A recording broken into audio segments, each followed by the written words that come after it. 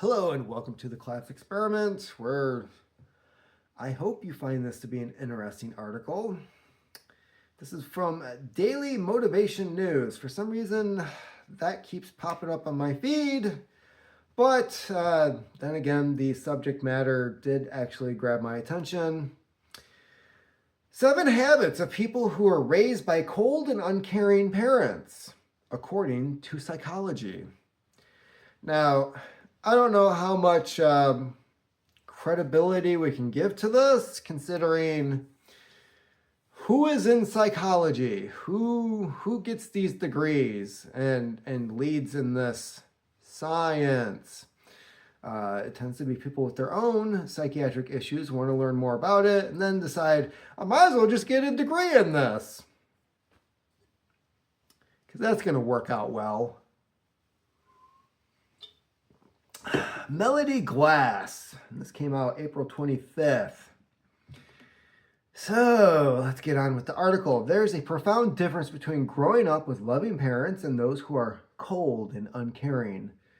This disparity can shape our habits and personalities in ways we may not even realize. When you're raised by detached parents, it's like navigating through life with a skewed compass. My compass is just fine, thank you very much.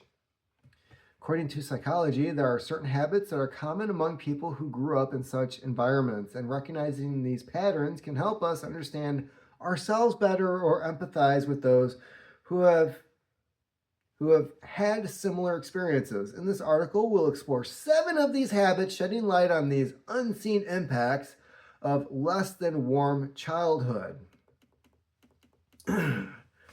Number 1, emotional independence. When it comes to growing up with cold, uncaring parents, one common trait that emerges is emotional independence. Are they going to say what the hell that is? Those raised in such environments often had to fend for themselves emotionally from a young age. This can lead to a strong sense of self-reliance and an ability to navigate through emotional turmoil alone. Damn right. But this emotional self-sufficiency can be a double-edged sword. While it can make a person resilient in the face of hardship, it can also lead to difficulty in forming deep emotional connections with others who are gonna fucking let you down anyways. Famed psychologist Carl Rogers once said, "What is most personal is most universal." In other words, our personal emotional experiences are what connect us to others. When we've grown accustomed to dealing with our feelings in solitude, it can be challenging to share these experiences and form close bonds. So while emotional independence can be strength, it's crucial to remember the power of connection and vulnerability. The power of vulnerability. Sorry, but usually when you're vulnerable is when you're not strong. Perfectionism, number 2. Another habit often formed in these raised by distant parents is perfectionism. I know this all too well. Not me in particular, the article. Growing up, my parents were never involved or interested in my achievements. I could have written this. It felt like I was invisible unless I achieved something noteworthy. And then they still tore you down. This led me to strive for perfection in everything I did, just to get a glimmer of recognition. Never good enough. Perfectionism, while it can drive us to achieve great things, can also be a heavy burden. It can lead to constant fear of failure or an inability to be content with our accomplishments. In the words of famed psychologist Albert Ellis, okay, the worst tyranny is the one exercised over the self. This tyranny of perfectionism can rob us of joy and prevent us from recognizing our true worth outside of our accomplishments. Our true worth outside of our accomplishments. This sounds very like anti self-improvement, I don't know, being goal-oriented. What? Recognizing this pattern and learning to value ourselves independently of our achievements is a crucial step towards healing and self-acceptance. Okay, some of the greatest stories ever told are like people failing at things and then overcoming those failures. Okay, number 3, difficulty expressing emotions. Have you ever struggled to put your feelings into words? Nah, because when I'm pissed off, you fucking know it.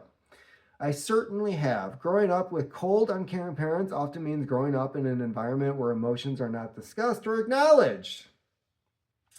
This can lead to the development of a habit where expressing emotions feels awkward, uncomfortable, or even downright scary. Because they don't care. I remember many instances where I kept my feelings bottled up because I feared that expressing them would be met with indifference or even ridicule.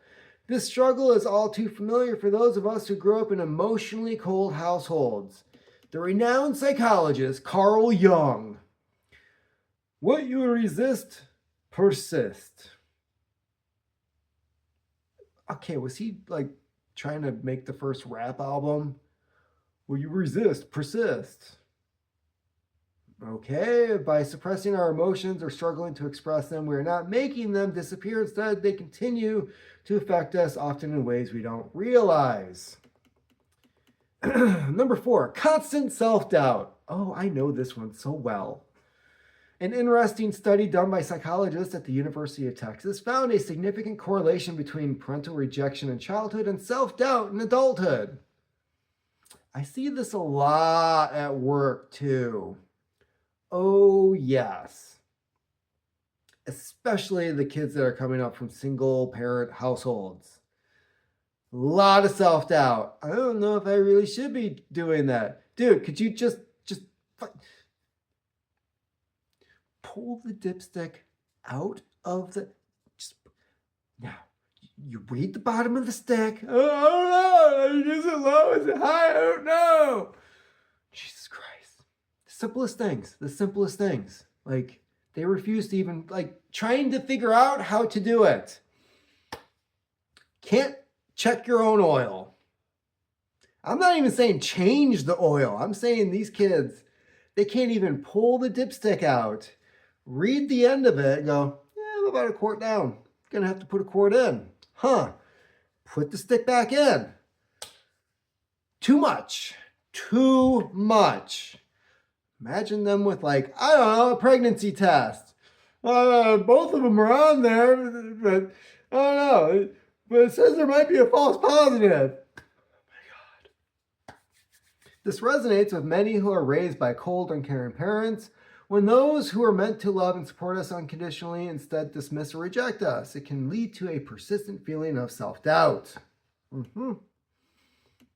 We might question our worth, our abilities, or even our right to happiness.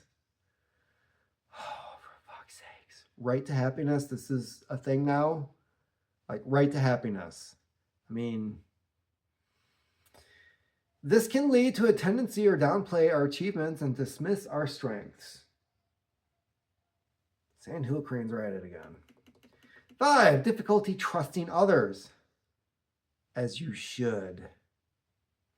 Trust is a foundation of any relationship, and yet, for those of us who grew up with cold, uncaring parents, trusting others can be a real challenge. I've often found myself questioning people's intentions or waiting for the other shoe to drop in relationships. As you should. This stems from the early experiences where those we were supposed to trust the most let us down. As the renowned psychologist Erik Erikson pointed out, hope is both the earliest and the most indispensable virtue inherent in the state of being alive. What? Trust is intertwined with hope. Oh, you couldn't find a quote, so you had to make one up. Cool. Moving on. High empathy towards others. I think they just wanted the lucky number 7, because I don't feel like this one fits in the list, and you'll see in the next one why. Now, here's a trait that might seem counterintuitive, because it doesn't fit the fucking list. Many who are raised by cold, uncaring parents, I love how every single one of these, they have to say cold, comma, uncaring parents. They have to restate that every single time. Was there like a word count that they had to meet? What is this, like wordsmithing? Really? If I just say the same line in every single part, that's like 7 times the number of times that I would. Oh, I'll get my word count. Develop a high degree of empathy for others. Serious? Why? Yeah, good question. Why? Because we've experienced firsthand what it feels like to be dismissed or neglected. We understand the pain. We don't want others to go through it. Renowned psychologist Daniel Goleman. Again, so did they just like Google a bunch of shit for this too? Known for his work on emotional intelligence, once said, empathy represents the foundation skill for all the social competencies important for work. Moving on. Number 7, fear of abandonment. Finally, a fear of abandonment often plagues those raised by cold, uncaring parents. Were they cold and uncaring? Is that what you're trying to get at? This fear can manifest in various ways, from clinging to relationships to avoiding them altogether.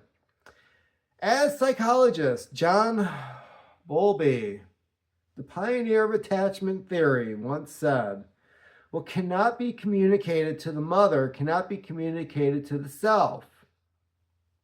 If our early experiences taught us that our caregivers could emotionally abandon us at any moment, it's only natural that this fear would follow us into adulthood. Recognizing this fear is the first step towards addressing it and forming healthier, more secure relationships. Final reflections. I still think number 6 doesn't fit at all. Contradicts everything else on the list. Am I wrong? Let me know in the comment section. The complexities of our behaviors and habits often have deep-seated roots in our upbringing. Growing up with, take a guess, growing up with, fill in the blank here. Yeah, again, cold, uncaring parents can shape us in ways that stretch into adulthood. These habits, while sometimes serving as shields, can often become barriers to our growth and happiness. Recognizing these patterns is the first step towards understanding ourselves better. Oh my God, somebody else. Is this written by like ChatGPT or something? Starting a sentence with, and with understanding. There should be a comma there. There should be a comma. Comes the power to change, to heal, and to grow. As we journey through this process of self-discovery and healing, remember that it's okay to seek help and support. We're not alone in our experiences, nor do we have to navigate them by ourselves. We all die alone. If we're lucky, we might have somebody there with us. But no, nobody's coming with us, unless you're on the Titanic. Oh, so what do you think? Is this, oh yeah, go ahead and put another paragraph in between ads. Are you serious? God, these layout people. Who is creating these websites? Whether you recognize these habits in yourself or someone you know, the insights offered here serve as a reminder. You used a colon instead of a semicolon. What? Oh my God. Our past might shape us, but it doesn't define us. Why would you? These people get paid to do this. That's the thing. Here I am. 3 books. 3 books I'm going to have published this year on Amazon. Royalties, right? These people get paid to write for a living. Probably lives in New York. Probably has a couple of roommates in order to afford their apartment, but they live in New York. I'm guessing this person lives in New York. Who is this? Melody Glass. I guarantee you Melody Glass probably lives in New York, probably got some degree in God knows what, gets this job. She thinks she's Canish Bushnell from Sex and the City and can't fucking write worth a shit. Doesn't know the difference between a colon and a semicolon.